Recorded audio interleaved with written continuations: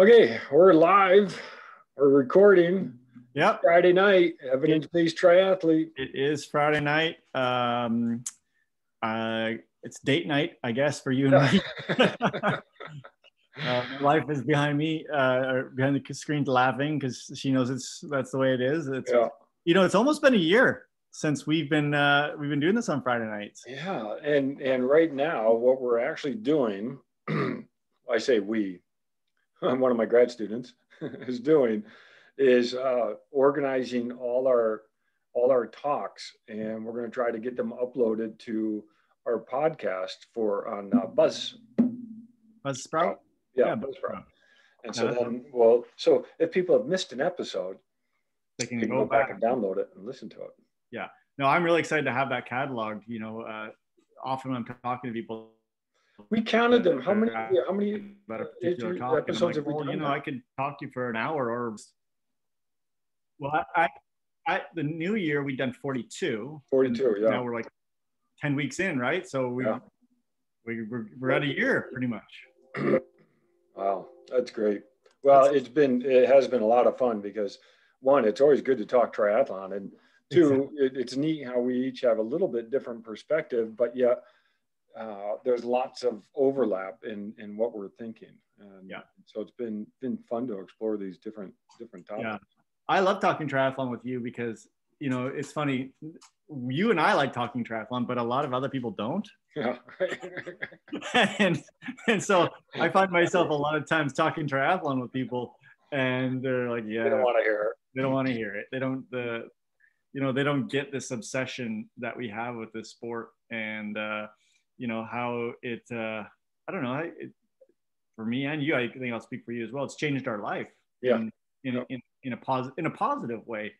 And I know it's been a really difficult year for a lot of people, but being bound, my brain bound into triathlon has really helped me.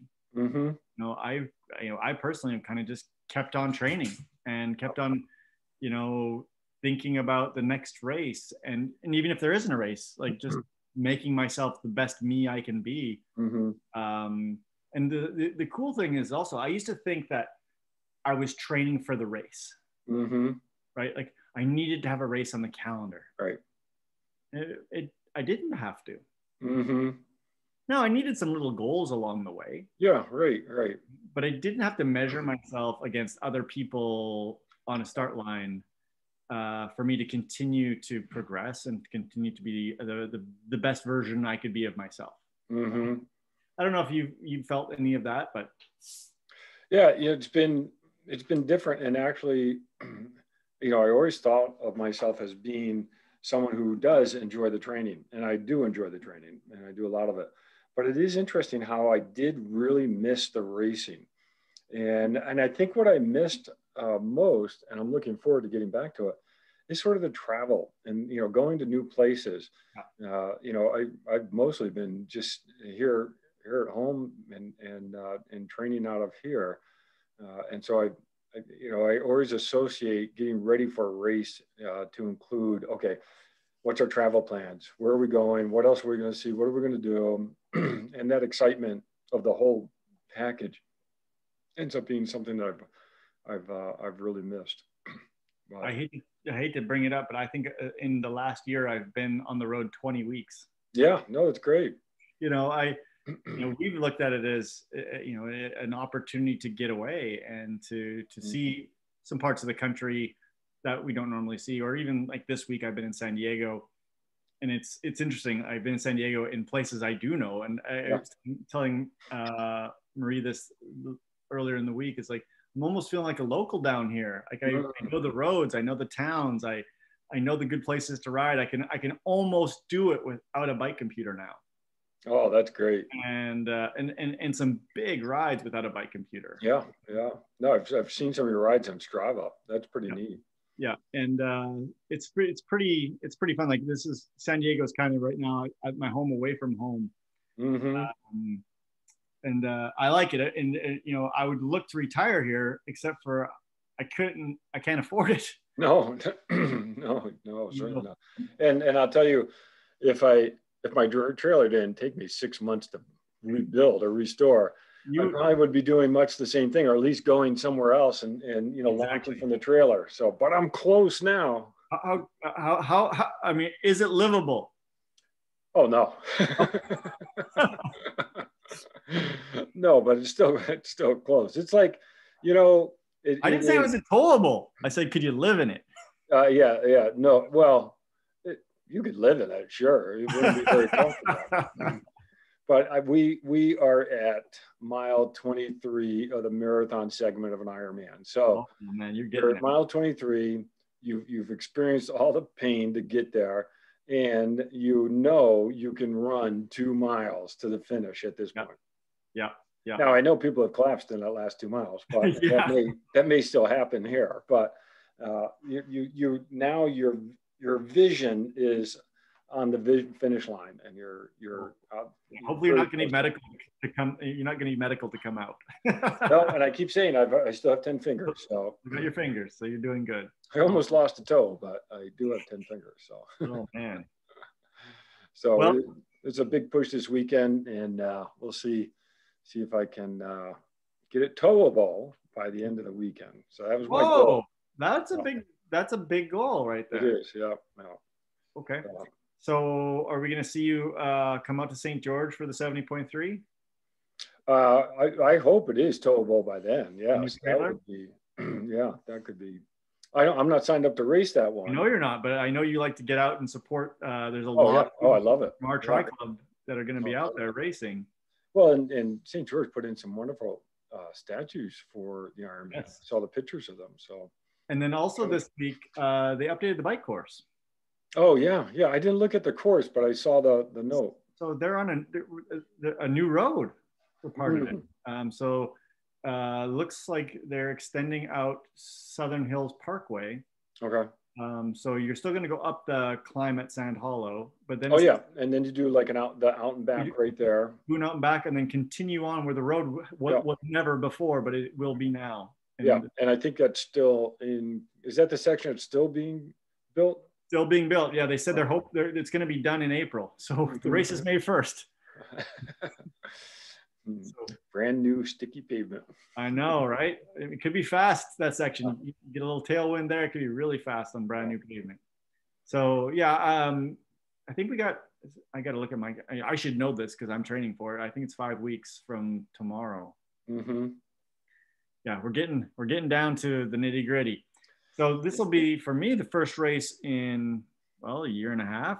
And although maybe I'll do like a local race before then, but so I thought it would be good to talk about tonight is training, which we always talk about, but training plans and how you periodize or not periodize, and how you kind of or not how you, but how I and you kind of look at the overall picture for a year or longer, and how we approach training, and what we've learned along the way, I guess.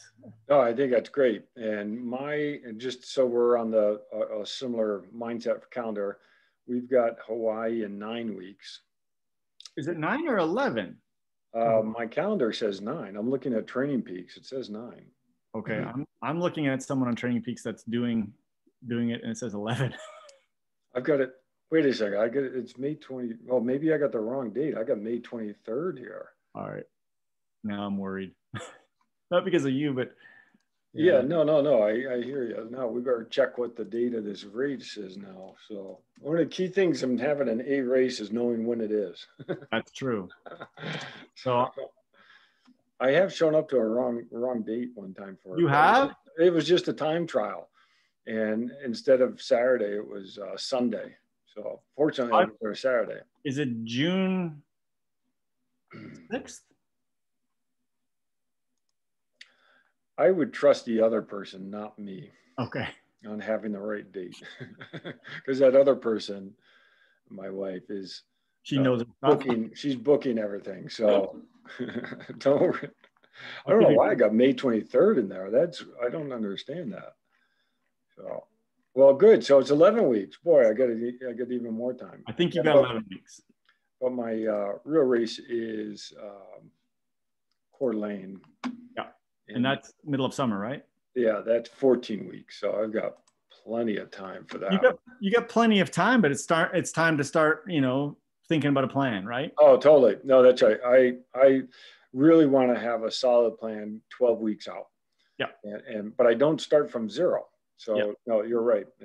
14 weeks is probably about the right time to really start thinking, okay, it's really going to get serious. So yeah, and I think that you bring out a really good point there, is that you don't start from zero. Mm-hmm. And I think that that's a really important thing for people to keep in mind.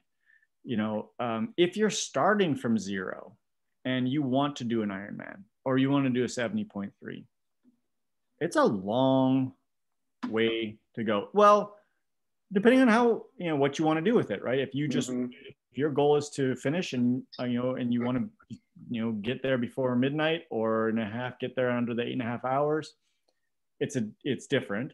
Yeah. If you want to do it without getting injured, the prospect of injured, it's different as well. But if you want to do well and have a good day out, we're talking about, this is a multi-year thing. And, and I think that oftentimes that athletes don't think of it like that. They think of it, okay, I'm going to sign up for a race. I mean, it's going to be maybe a year down the road. For an Ironman, often it's a year down the road. Yeah. And it's like, well, I'll get to that 20 weeks out. Yeah. And, between now and then, I'll do a little bit here and a little bit there, but I'm not going to get serious for 20 weeks till 20 weeks out or whatever, 16 weeks out, whatever their program they have is. And I think that that's a mistake, especially for the older athlete. Mm-hmm. One of the things that we see in the research time and time again in older athletes is that being sedentary is the devil, basically. And being sedentary for even a couple of weeks, let alone a couple of months, can really set you back.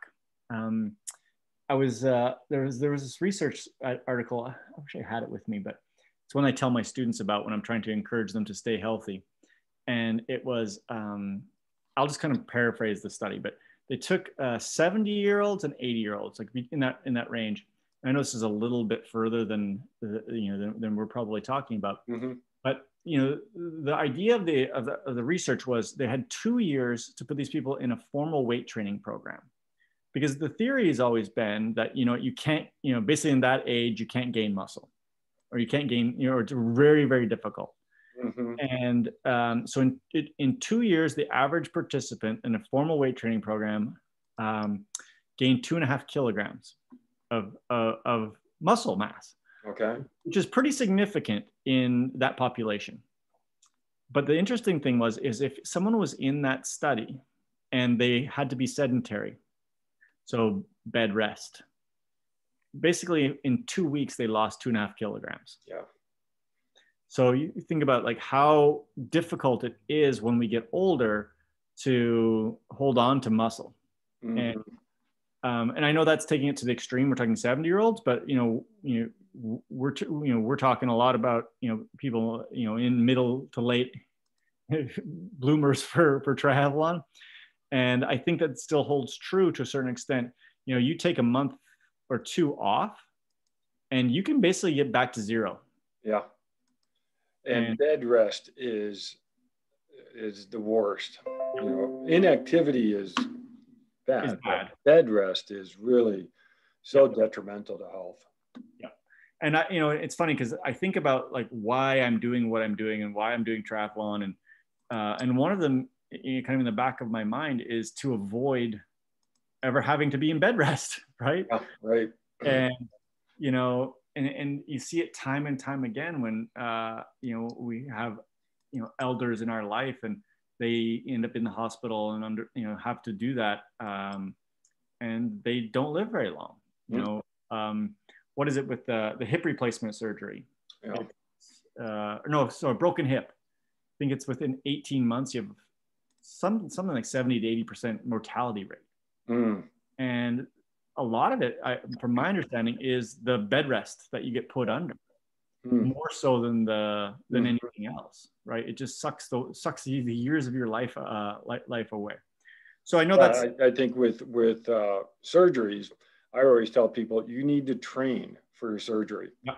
Because once you have that surgery, there is going to be a period of time where you're recovering. Now, with the hip replacements, they've gotten that time down shorter, which is a huge help. It's not just, you're right, it's not the hip replacement that's the issue there. It's the fitness level. So yeah, you've got to train for surgeries. So yeah.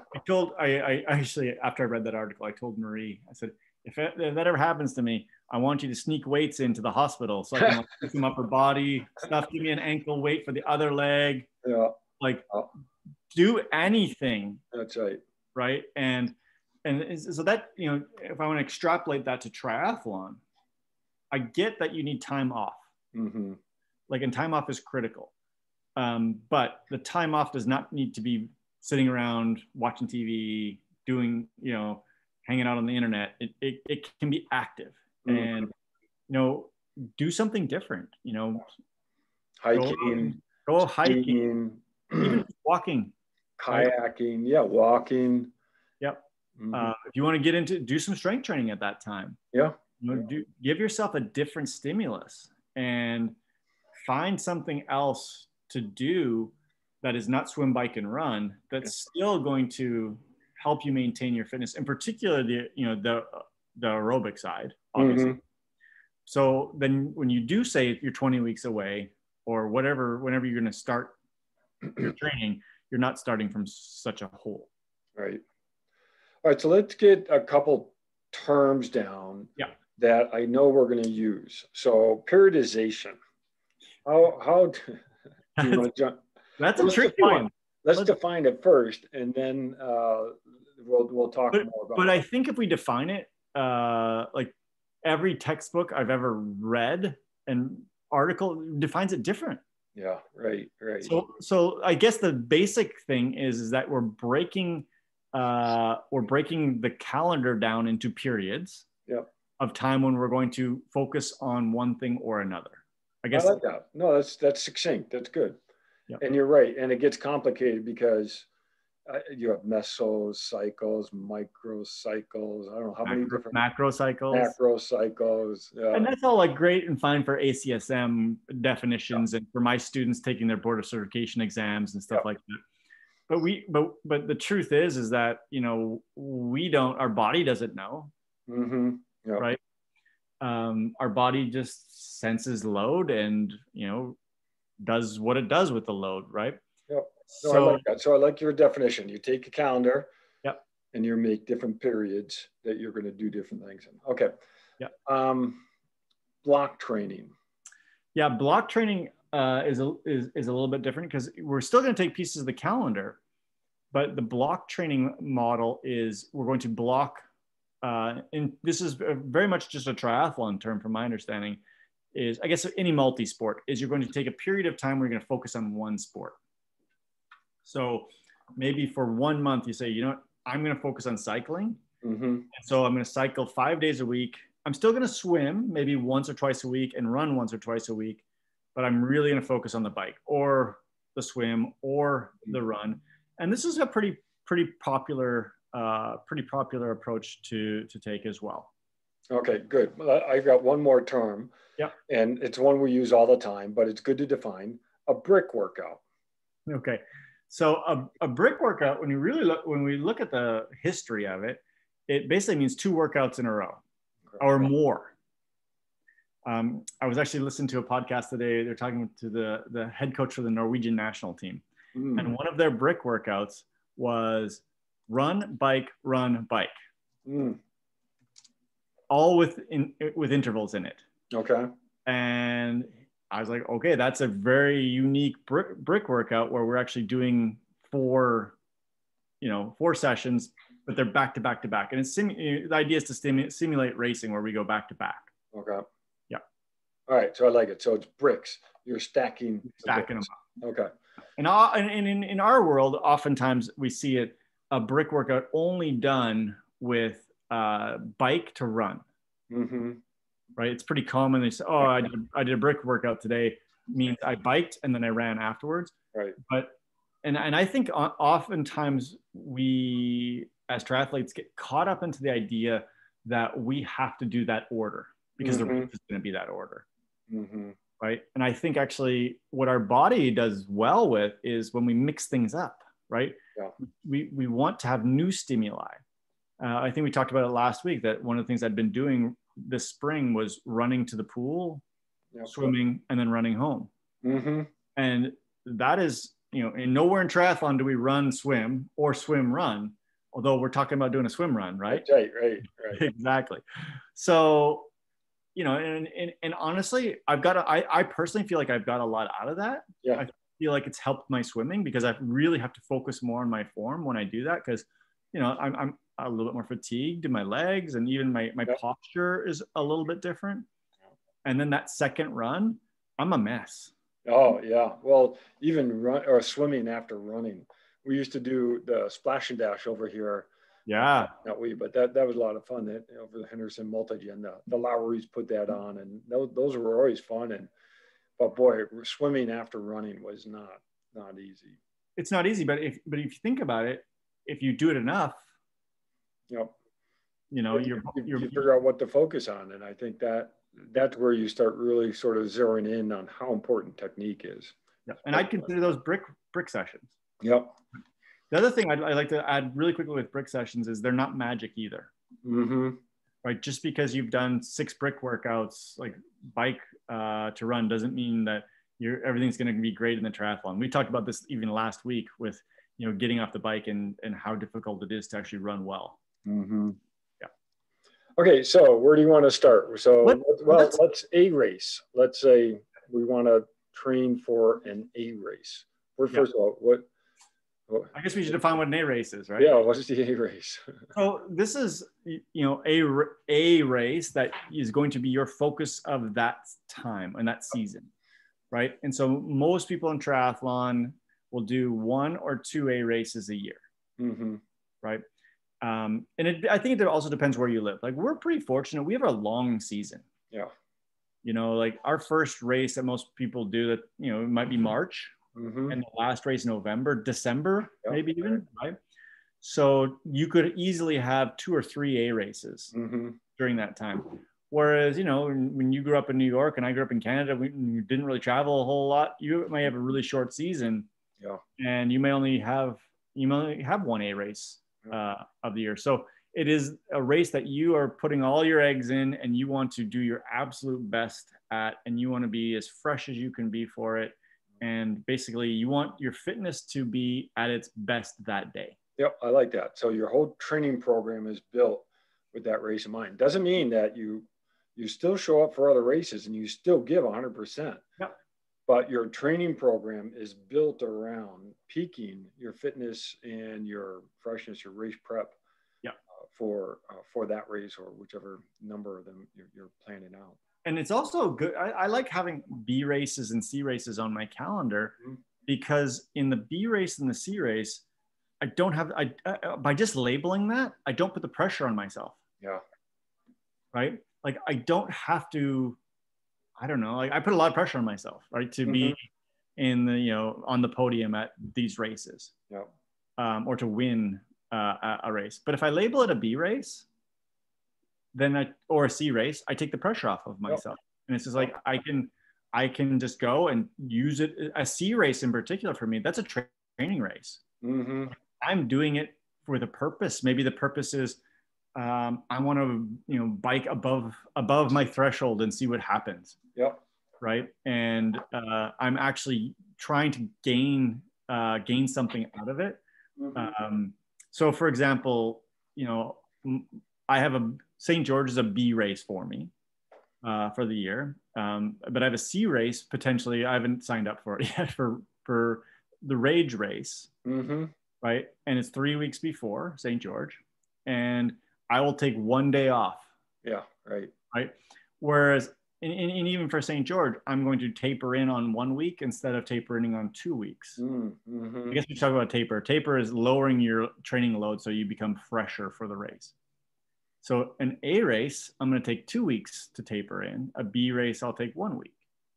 And I think that, but St. George easily could have been an A race. Yeah. Right. Because I haven't raced in so long, but I have a really busy fall with 3 A races in the fall. And so I'm like, I decided that, that St. George is going to still be a B race for me. And I'm not going to put all my eggs in that basket. And the truth is I'm still going to go and try my hardest that day. Yeah. Like you said, like it's not that you don't try hard. It's just how you approach it, how you train for it. I'm trying some different things in training right now that I haven't tried before. And St. George is going to try it out. And I'm also hopefully racing in St. George in September at the World Championship, which will probably be on the same course. That's an A race. And so I'm looking at this as like, I'm gaining information, I'm gaining experience, I'm gaining wisdom. And like I said, I'm trying something a little different with my training, and we'll see how that goes for the B race. And if it doesn't go well, then I try something different. Well, and what I like, this is where we do share this in common, is we pick out our races really the year in advance. Yeah. And really start thinking about it. So, and I know there's always a little bit of flexibility, and well, maybe it's going to be this race or that race. Yeah. But what I like hearing right now is that you've made these decisions probably last fall. I did make them in the fall. And so now that gives you plenty of time to map out a plan. Yeah. And so with which plan do you want to maybe dissect and go through your thinking in terms of prepping for the B or the A race? Well, let's, since it's on my mind right now, let's talk about the B race, and mostly let's talk about it because, I guess it is on my mind, but also it's really been an opportunity to have a long build in. Yeah. Right. Because I haven't had, I haven't had a race. Interrupted this. Yeah. I just haven't had it. No, the closest thing would be your Everstream. Yeah, exactly. And that was now, was that 5-6 months ago? Yeah, right.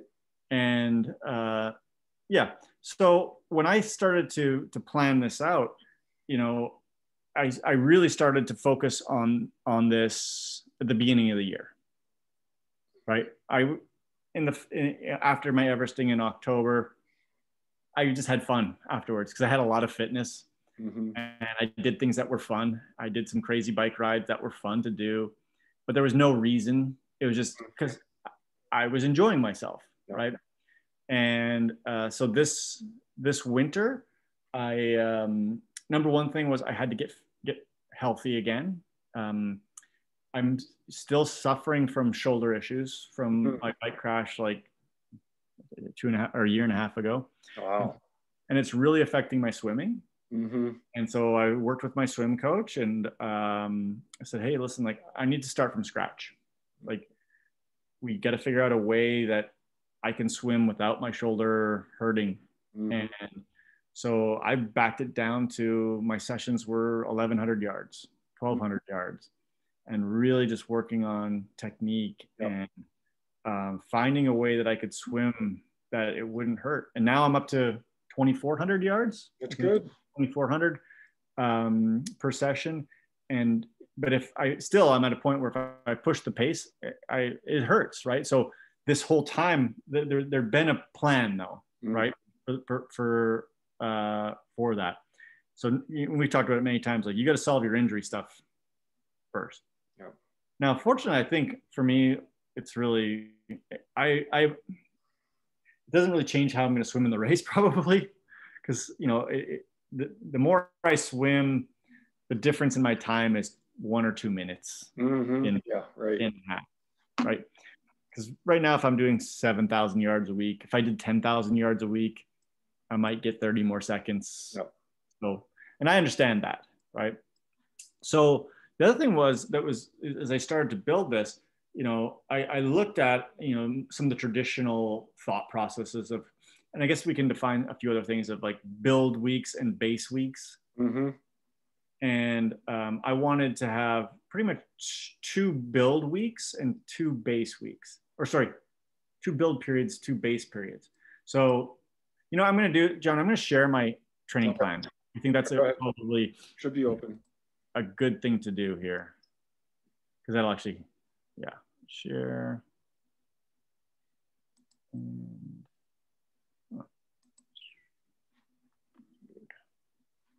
never seen this look like this before.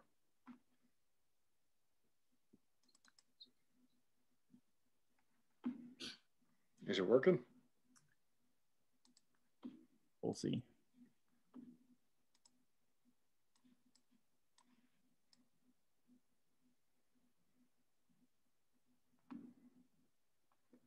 Nope, it's not working. Uh-huh. This is so funny because we've done it so many times. Yeah, I've got it open for multiple.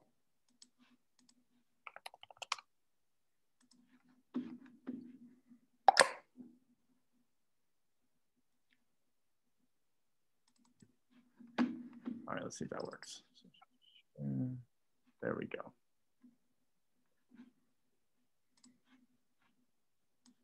Okay, can you see it now?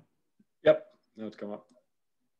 Okay, so this is, for people that haven't seen this Training Peaks view before, this is the annual training plan. And we'll just start with basically the basic at the top is my racing. So I got this B race, that's the St. George race. I have a C race built in here that I don't even have scheduled. And then I have my 3A races, 1 August, 1 September, 1 October. And what we're looking at here is the colors are basically on these are the blocks, I guess, as it were, or the periods.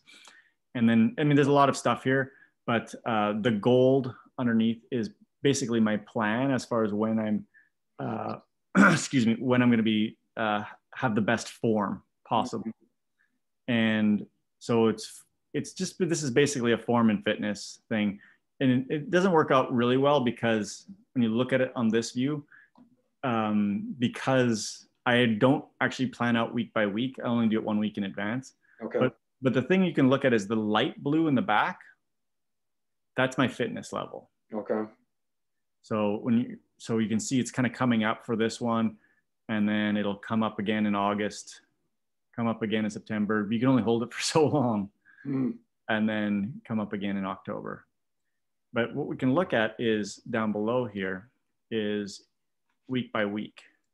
So this started in January, and I had base period here, just general aerobic base training. Then technically this is base 2. And now we're in build week 1, build section 1, build section 2, and then my race. Okay.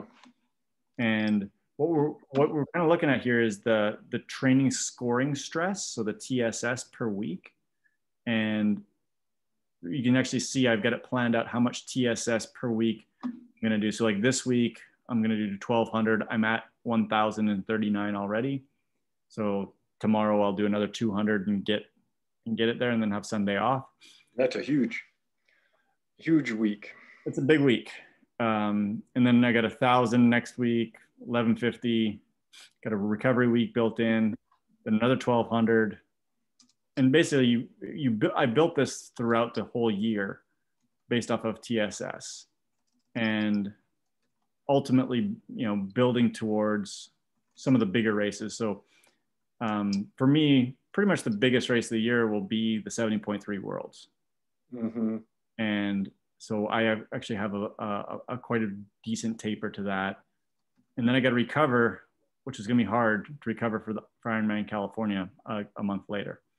But I've planned this all out where you can actually see, if we go back up to the top in the light blue, the peaks and valleys. Mm-hmm. So, I'm trying to peak and then recover, peak and recover. And I'm trying to peak before you see the peaks are happening before the races, right? So even in August here, and even September, So you're going to peak a couple weeks before, and then get, peak the amount of training, because CTL is chronic training load, peak your training and then freshen for the race. That's basically the plan. And then there's a few other little things in here, and pretty much the most important thing is this ramp rate. And we've talked about ramp rate before, but it's how much load I'm adding at any given week or taking away in any given week. So one of the things that I look for in a training plan when I build it is to not have too high of a ramp per week. So if we just look at, since I started in the new year, I was actually pretty fit right around Christmas. But I had a -3, a -6. So I recovered these weeks. And then I started basically building, right? And so I had a +1, -2. Then I went to a 4, 3, 5. So I'm building fitness. My recovery week, I only gained one level or one basically point of fitness. This week is a big week. What's a ramp rate that you shoot for? Like when you're looking at that number? Well, what I'm looking for that number is I don't want my ramp rate to be above, usually above 5 for any given period. When I get above 5 or 6, that's when I'm getting close to injury. Okay. But you could also look at what builds your ramp rate. And if it's mostly long, slow training, it's not quite as strenuous on me, at least. But I really look for, like, if I'm going to have a 6, you'll see last week I had a 1, and next week I have a 0. So this week is kind of like a super week of traiing. But I'm like I said, I've surrounded it by the zeros, or by basically, not that there's not much, because like even a 900 week is still a lot, and a 1,000 week is still a lot. But it's based off of your fitness and where you're at any given time. Okay. And then as we come into St. George, like the 2 weeks out, I have another 1,200. But you can actually see the week before I get a 1, and then the race week is a -4. So I'm really dropping my load going into it. And the 850 also counts that race week, or the race itself. And the race itself will be 400 TSS, probably, maybe 450 TSS. There's very little I'm going to do during that week. Okay. And then after it is a 400. I'm going to drop 13 fitness points the week after. But that's built in, right? Like I'm planning that because I know that I have more building to do down the road. Right. And, I'm really trying to use the metrics to guide me through the season and to keep me from injuring myself, but also to allow me to have the best possible days that I can have. And, I have not been this consistent working with Training Peaks ever. Like I've used it in the past, but I haven't really like dialed it in as tight as it is right now to actually do this. So you're sitting down in the fall and you're working in Training Peaks, and you're building your training program based upon a TSS that from your racing history, exactly how much you can tolerate. So how many years of training did you need to sort of dial in on that? Oh, that's a good question, John, because I think we're always dialing it in. Yeah. Right. Because we're always, if you want to be the best that you can be, you're always kind of on that razor's edge of what's too much training, what's not enough training. I know historically when I've been at the high 140s, which is that's a lot. And and I guess we've talked about this before, just so people know these numbers. A score of 100, it means 1 hour of training at your FTP or at your threshold. 1 hour of threshold training is a score of 100. So if you think about let's just talk about this week. So this would be, to do a 1,200, means I'm going to have, if I could do it, it'd be 12 hours at my FTP. In reality, I'm not doing 12 hours at my FTP. I'm doing like 20 hours at like 75% of my FTP. Okay. Right. So then if you have a fitness for the week, like a week average, so if you let's say I'm at 140 and I wanted to maintain a 140, I need to do 140 every day. Mm-hmm. So that's like almost an hour and a half of FTP level stuff a day. So it's hard to keep at that level for very long. Yeah. It really, it's mentally hard. It's physically hard. It's a lot of hours, by yourself. And, but I found that when I get to those numbers, then I race really, really well. Mm-hmm. And I'm close. Like I'm projected to be at 140 this week, and I'll actually be right, high 140s before the race. And I'll race at 143 probably. Mm-hmm. Right? Mm-hmm. If everything goes to plan. And, in the past, when I've done those numbers, I've had some of my best races. Mm. And that's the other thing is to, with working with Training Peaks, you can go back year to year to year and look at your numbers and start to see some patterns. Like we talked about it a few weeks ago, I could see when I was getting hurt. Mm-hmm. One of the things was the ramp rate being too great. Another thing was holding the 140s for too long. Right. And so as we already alluded to or talked about, right after that race, I'm going to be dropping down to the 130s mm-hmm. for like the next 6-7 weeks.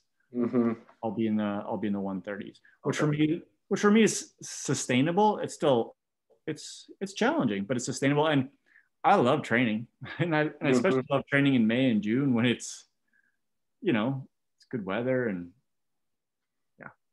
So I'm looking at, I'm actually, sorry, I'm partly looking at my training plan at the same time as looking at yours, because I built one in Training Peaks, but I haven't spent enough time on it to really sort of figure out where I'm at relative to what I planned. So in yours that you have there, you've got that green bar, which is where we are right now in the top chart. And so the gray is what you still need to do to hit your goal for this week. Is that right? Okay. Yeah. Yeah. That little bit of gray left. Yeah. Yeah. That's what I still need to do this week. All right. So all the other ones, you met your goal. Well, here's a little trick. Okay. After you're done. So for example, this week was 1,000 week. Mm-hmm. I did 1,007. So I put in 1,007 here. So you can change this number. Okay. I could change it to 800. Yeah. Yeah. Right. As the goal, this is my goals. Yeah. Right. And then when I change that, it recognizes. Oh, okay. So after the week I'm done, I go in and tell it what I actually did. Oh, okay. Because that will change. Let's hypothetically just say that this is a kind of good practice here. That last week, instead of a 960, I did 1,300. Mm-hmm. Just give it a second and it'll do it. All right. So Training Peaks is adjusting. Yeah. And it's going to say, hey, your ramp rate was 8. Right. And now you're a 141 for last week. And now you're a 146 for this week. Mm-hmm. Instead of it being 143? I can't remember the number. But so I always go in afterwards and change this to what I actually did. Okay. So then I'll always hit that number. Interesting. Okay. So that's something I have not been doing, but I haven't been diving into this detail enough. And not everyone does that. But I like to do it because I believe that you cannot, there's something called revisionist history, right? Like you can't go back and change what you've done. It is what it is. Right. So if, for example, if I got sick, let's say I got sick for a couple of weeks, and let's drop this down to 200.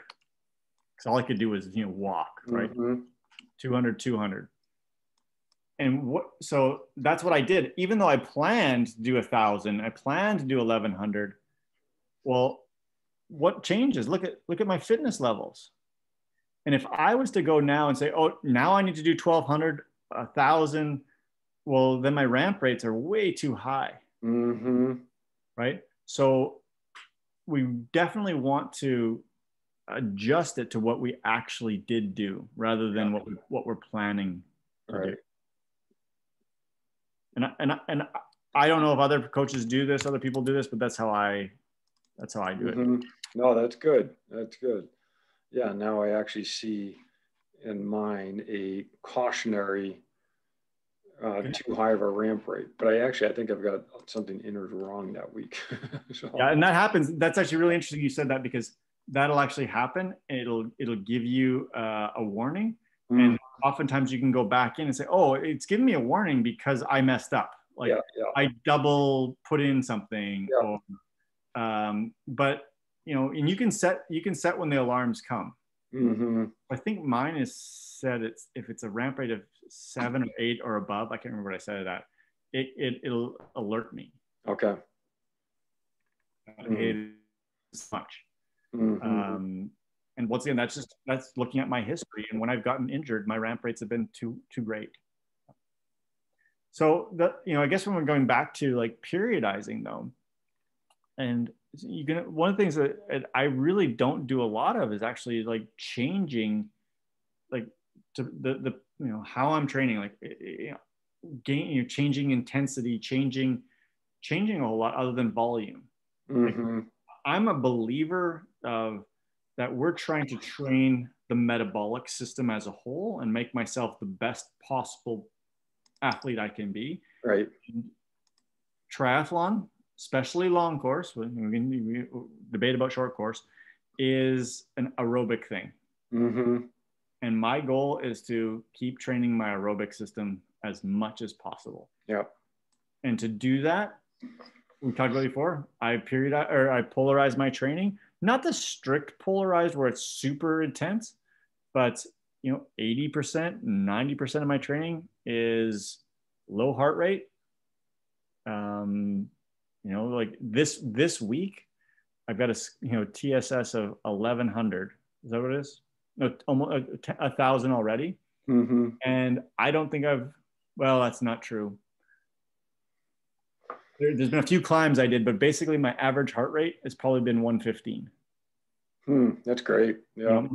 But my upper limit for my aerobic training is in the mid 130s. But I also understand that there's not much of a lower limit. Like when you're out doing it, you're still doing it. And my goal was not to like stress my cardiovascular system to its absolute limit of where the aerobic threshold is. Right. It was to put in a lot of miles. And the other thing, which is super fun when you go to sea level, is your heart rate is lower for the same work.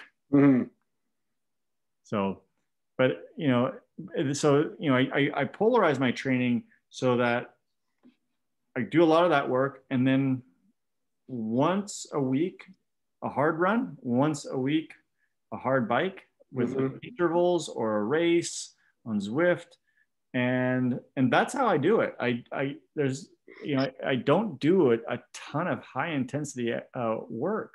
I do just enough that it keeps my neurologic system ready to race and ready to go fast. But those are the things that, when you do too many intervals and you do too much threshold especially above threshold work or just below threshold work, that's where you get burned out. That's where you get injured. That's where your endocrine system gets messed up. And I'm a firm believer in that. No, that's good. I mean, we did a whole talk on consistency of training, and that is both you and I agree with that. That's the long-term plan, is being consistent, and it's not always easy to be consistent because there is the temptation to go out and do a hard workout, or you're working with someone else and all of a sudden you're in a race and in a workout, and next day you wake up and I got to take a day off. And You can't do it. You gotta be disciplined to be able to stay consistent. I love the fact you said that too, John. It's discipline. Like triathlon training, because think about it, we're training for 3 sports. If you're not disciplined with what you're doing, you're asking, in my opinion, you're asking for trouble. Like, and you could do it for a short amount of time. And it's like anything in life. You could be undisciplined in almost anything in your life for a short amount of time. But if you don't have some discipline over the long haul, you're gonna get into trouble. Yeah. And in triathlon, that trouble is poor performances, getting injured and getting sick. And you know the old adage, right? Of like, what are you doing today? Oh, I'm gonna chop the wood and get the water. And you got to do it every day. Yeah. And but don't get me wrong, don't train every day. Like take some time off and recover. But the recovery, for me, like the recovery day, it's part of the plan too. Yeah. And it's the discipline to recover. So did you take a recovery day during your training camp? No. There you go. My recovery day was yesterday. It was supposed to be the recovery day, and we swam 2,400 and ran 12K. So yeah, not really. That's a recovery day for you, but that's how fit you are. Okay, so at the beginning we were talking about mistakes that we've made along the way and learn from. I think what you're saying is that ramp rate is something that you've really learned to sort of zero in on. Yeah, and if you think about it, we've talked about the body's ability to adapt many times, right? And we can only adapt to so much added stress. Yeah. And yeah, ramp rate is important for figuring out how much load we're giving to ourselves. But I also think that we started out the conversation talking about doing other things and having different stimuli, right? And so, for example, on my hard days where I'm doing intervals or doing something different, it might be a 35-minute time trial on Zwift. It might be a 35-minute time trial outside. It might be a Zwift race. It might be an interval thing on. Like I try and keep throwing different things at myself. Like I don't do the same intensity workouts day after day, or sorry, week after week. Right. I'll there'll be some days it'll be like 50 or 30 seconds on, 15 seconds off, do like 10 of those and repeat it 3 times with a break in between. Right. And there's, and that's actually something we're going to have an episode on interval training and how to build intervals and the advantages and disadvantages of them. But what I'm reading and what I'm coming to find in my wisdom of time in triathlon is that it's probably more important to mix up your intervals and mix up your stimuli than anything else. So I was just going to go through some of my paper versions here. Yeah. Do you have key workouts that you try to gear towards as you approach your A race? Yeah. Like certain metrics that you say, oh, I need to be able to get to this point. Yeah, I do and I don't.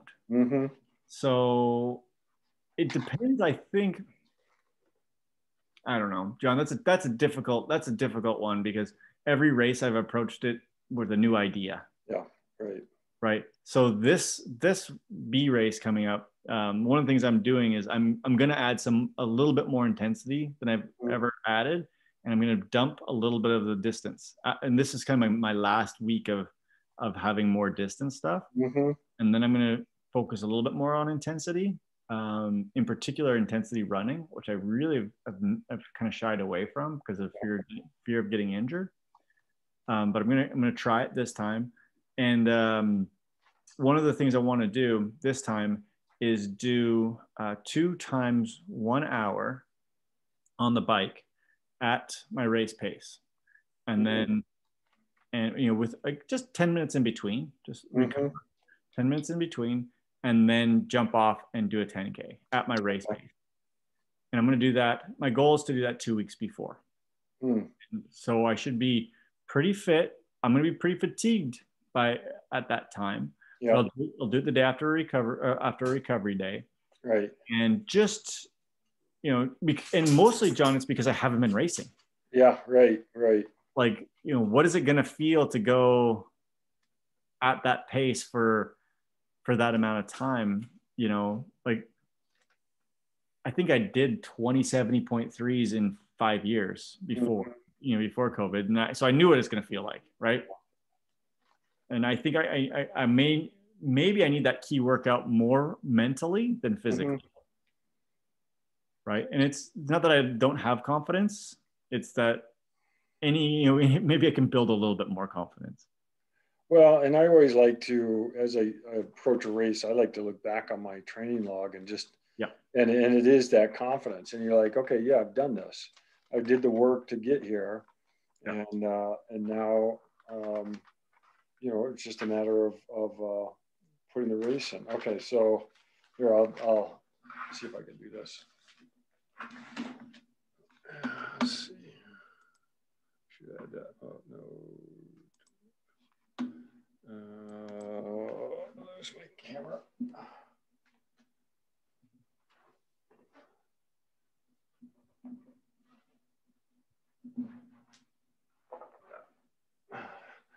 Got all these different chords here.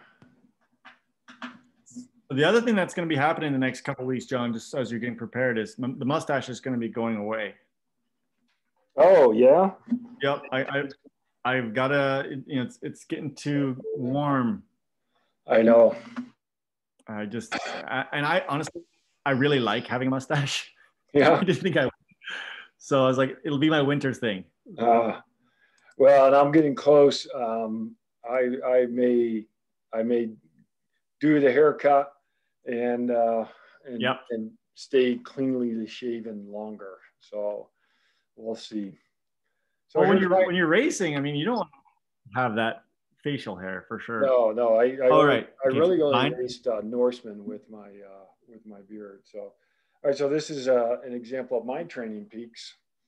Now this was back in 2014 here, but I've got Vineman, and so my plan, what I was doing was just laying out the long session for that week. Yep. So this is 20 weeks out. Is this hours? No, this is yardage for swimming, mileage for bike, and then mileage for run. And so this is back in 2014, so it started at 30 miles. So these were your kind of your cornerstone sessions. That's right, for each week. Yeah. And then I would build up and I'd plan out 80, 40, 100, 70, 100, 100. Looks like I did 4 100s. And then I'd put a little check mark, when I did that. And then I laid out Arizona looking at Vineman and then try to, to plan that out.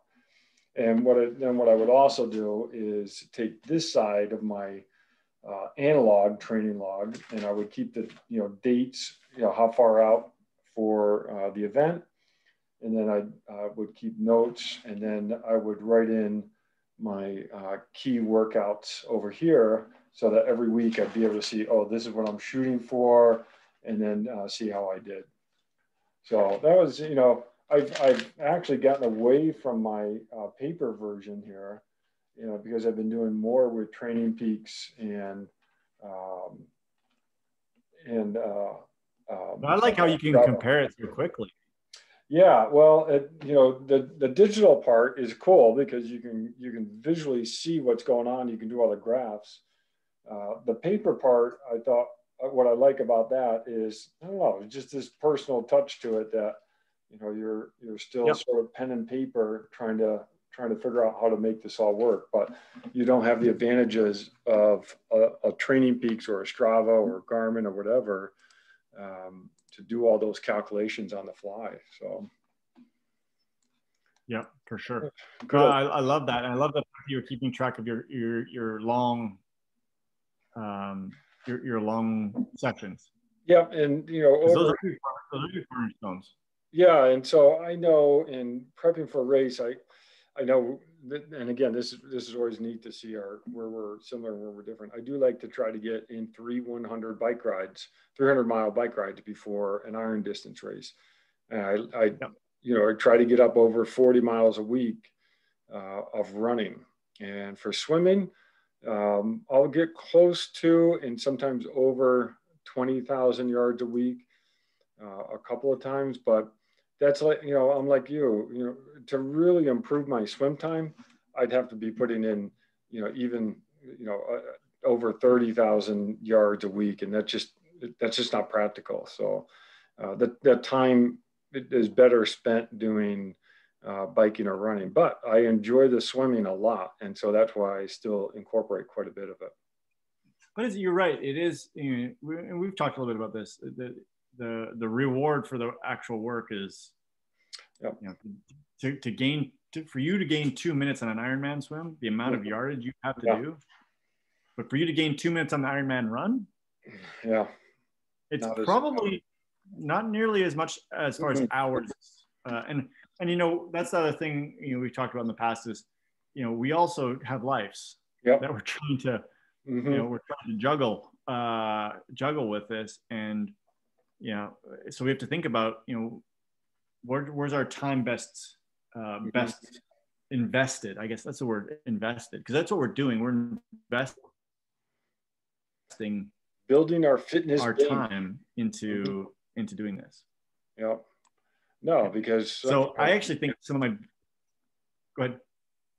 Oh, we're getting a funny lag right there, but no, you're right. We have lives, and I still need to finish my trailer. Exactly. There's only so many hours in the day. Exactly. Oh, awesome. All right, John. Fun. Yeah, this has been a good week. Good podcast tonight. I really honestly enjoyed it, and I love seeing your old books. Yeah. That's the take home for me. Yeah, just all the stickers, and kept them along the way. And so we've talked about before, but in the past, in my orienteering days, I had a coach, and they made us keep logs like that. And when you did your orienteering, you would run with a log, would you not? No, I'm saying like a training log like that. Yeah. You'd run with a map. Oh, with a map. Okay. Yeah, but I would, obviously we're doing aerobic training, and my coach made me write down every session. And this is even, I don't even know if we had faxes then. I'd have to, photocopy it and mail it. Yeah. And have to do post-race reports and write them all out. And that's great. But it was all by hand, and I'm like, man, I really wish I knew where that stuff was. I had a 3-ring binder, just chock full, and so there is something to be said for the. Well, I did take one of my training logs on a trip with me one time on an airplane. I left it in the baggage in the overhead compartment. There's 7 years worth of notes and data. That must have broke your heart. Yeah, it did. And I couldn't believe someone didn't turn it in, because they find it. It's not like it's going to be. It's no value. But you wouldn't. It's not something you would throw out either. So yeah, you look at it and say, man, someone's put a lot of years into it. Right. Probably the cleaning crew that just came in. Oh, that's right. It's another book. Just yep. Oh man. All right, so you got one more big day there. Yeah, one more day of riding tomorrow. I've only got in 2 runs and 2 swims, because this is going to be bike centric. So this is a little bike block for me. I would have liked to have got in another run and another swim, but it's just I've put in a lot of hours already. Yeah, that's good. And my body is feeling it for sure. Yeah, for sure. Stay healthy. It's begging for a day off. One more day, and then 2 days off. Awesome. Yeah. Well, you enjoy. Yep. Thanks. Stay healthy. Stay safe. Yeah, you too. Enjoy finishing off the trailer. I'm hoping. All right. All right. Talk soon. Okay. Bye-bye.